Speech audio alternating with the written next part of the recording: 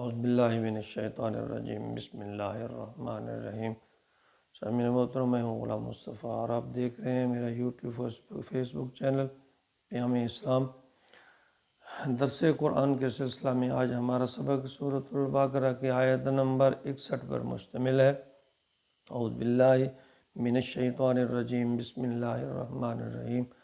وَإِذْ قُلْتُمْ يَا مُوسَىٰ لَن نَّصْبِرَ عَلَىٰ طَعَامٍ وَاحِدٍ فَادْعُ لَنَا رَبَّكَ يُخْرِجْ لَنَا مِمَّا تُنبِتُ الْأَرْضُ مِن بَقْلِهَا وَقِثَّائِهَا وَفُومِهَا وَعَدَسِهَا وَبَصَلِهَا قَالَ تَسْتَبْدِلُونَ الَّذِي هُوَ أَدْنَىٰ بِالَّذِي هُوَ خَيْرٌ اهْبِطُوا مِصْرًا فَإِنَّ لَكُم مَّا سَأَلْتُمْ وَضُرِبَتْ عَلَيْهِمُ الذِّلَّةُ وَالْمَسْكَنَةُ وَبَاءُوا بِغَضَبٍ مِّنَ اللَّهِ ذَلِكَ بِأَنَّهُمْ كَانُوا يَكْفُرُونَ بِآيَاتِ اللَّهِ وَيَقْتُلُونَ النَّبِيِّينَ بِغَيْرِ الْحَقِّ ذَلِكَ بِمَا عَصَوا وَكَانُوا يَعْتَدُونَ۔ بنی اسرائیل کا تذکرہ جاری ہے، جو اللہ تعالیٰ نے ان پر نعمتیں کی عطا فرمائیں۔ اللہ تعالیٰ ان کو تذکرہ فرماتے ہوئے، انہیں یاد کرواتے ہوئے فرماتے ہیں کہ میں نے تم پر یہ نعمتیں کی، یہ نعمتیں کی، یہ نعمتیں عطا فرمائیں، اور تمہارا کردار کیا ہے۔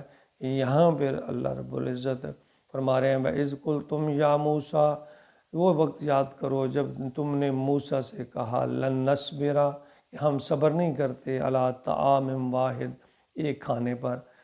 تم نے موسیٰ سے یہ دعا کہا کہ اے موسیٰ، ہمیں ایک کھانے پہ ہم صبر نہیں کر سکتے۔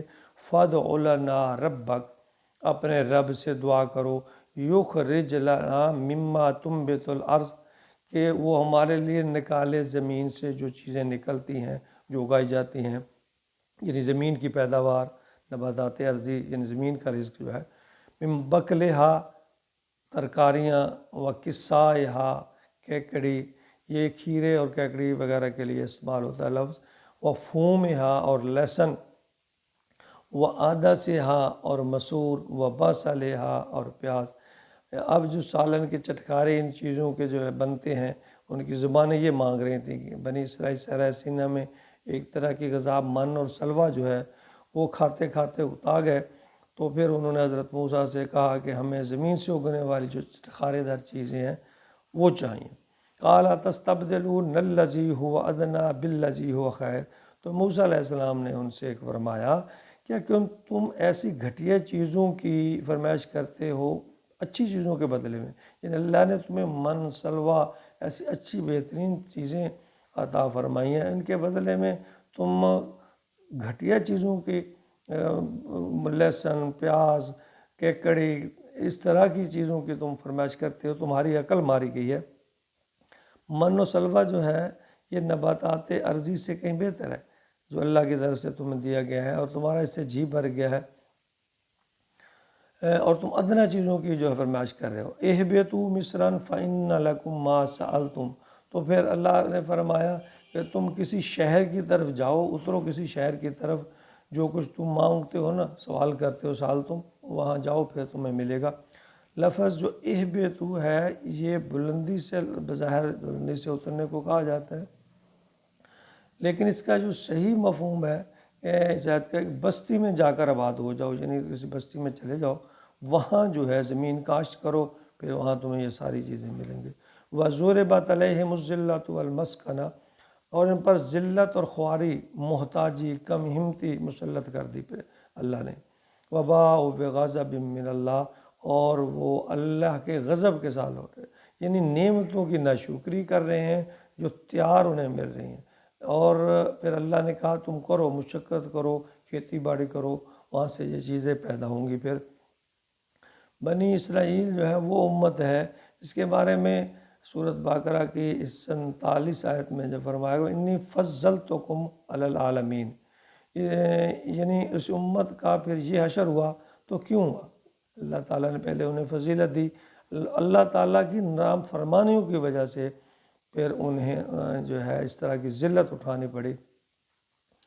اگر انہیں جو کتاب کی دی گئی تھی اس پر اگر وہ قائم رہتے تو اللہ سورۃ آیت نمبر جو ہے 66 سورۃ مائدہ کی، وَلَوْ أَنَّهُمْ أَقَامُوا التَّوْرَاةَ وَالْإِنْجِيلَ وما انزل الیہم من ربہم لأکلوا من فوقہم ومن تحت ارجلہم، اگر یہ اہل کتاب جو ہیں تورات اور انجیل اور ان پر جو کتابیں نازل ہوئی تو ان پر قائم رہتے جو ان کے رب کی طرف سے اتاری گئی تھی، تو اللہ فرماتے ہیں کھاتے اپنے اوپر سے اپنے قدموں سے، یعنی اوپر سے اللہ سے نعمتوں کی بارش ہوتی اور زمین سے اللہ تعالیٰ ان سے نعمتیں جو گلواتے، تو اللہ فرماتے ہیں انہیں نعمتیں آسمان سے بھی نعمتیں برستی، زمین سے بھی نعمتیں برستی، لیکن ان کی نافرمانیوں کی وجہ سے ان پر ذلت جو ہے وہ تھوپ دی گئی۔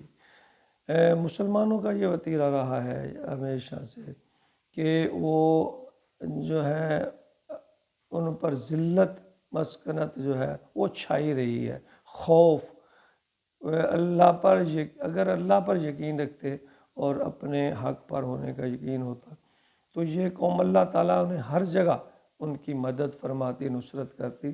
ذالک بانہم کانوا یکفرون بآیات اللہ، اس لیے یہ ہوا کہ وہ اللہ کی آیات کا انکار کرتے ہیں، اللہ کے انعامات کا انکار کرتے ہیں۔ اللہ کی نافرمانیاں بھی انکار کرنے کے مترادف ہیں۔ وَيَقْتُلُونَ النَّبِيِّينَ بِغَيْرِ الْحَقِّ، اور وہ نبیوں کو ناحق قتل کر دیتے ہیں۔ ہمارے ہاں بھی مجتہدین امت کو قتل بھی کیا گیا، ان میں سے کتنے ہیں جن کو جیلوں میں ڈالا گیا، متعدد صحابہ کرام، سینکڑوں تابعین جو ہیں وہ حکمرانوں کے ہاتھوں موت کا گھاٹ اتارے گئے۔ ائمہ دین کو ایسی ایسی مار پڑی کہ ہاتھی کو بھی اگر وہ مار پڑتی تو وہ برداشت نہیں کرتے۔